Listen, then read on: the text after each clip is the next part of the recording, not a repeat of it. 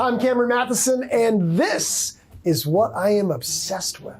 The movie that I'm currently obsessed with, I just got an early screening to Deadpool and Wolverine. As a Marvel fan, there's so many Easter eggs in that movie, you guys have no idea. You think you know, and then until you see it, and then you'll be blown away. It's so fun. It's got comedy, it's got action, it's got this sort of the nostalgia of going back to all the early Marvel stuff. So fun. I'm obsessed with The Boys. It's ridiculous.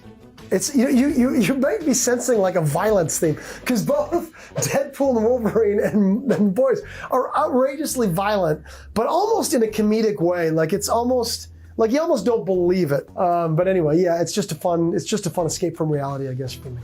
Are you ready for this? I'm not ready for this. I just took a road trip with my kids, and on the way back, my daughter was in charge of the music, and she played the new Billie Eilish album from beginning to end. And I gotta say, like, I don't know if I can say I'm obsessed with that album. That's weird. I don't like sit at home and listen to it. I can say it's an album that has had a lasting impact on me, and I was super impressed by it.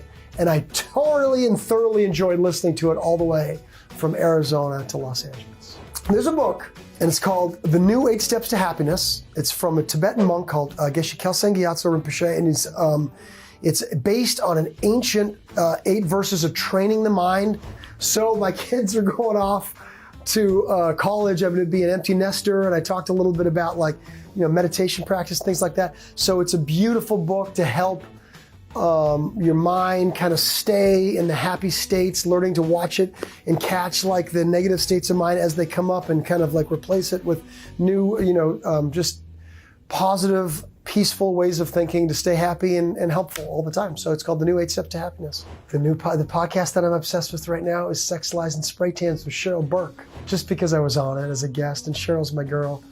We had a really good time. I was a guest recently, and she does a really great job. It's obviously like I'm a Dancing with the Stars alum from 122 years ago, season 5, and it's just fun to kind of go through it and watch it. And I covered that show for Good Morning America, and then when I was on Entertainment Tonight. So I was on in season 5, and then I covered it every year, almost every season for like over a decade. So it's just something that's kind of fun to listen to and hear the behind the scenes stories of, and also Cheryl's my girl, and I'm really happy for her.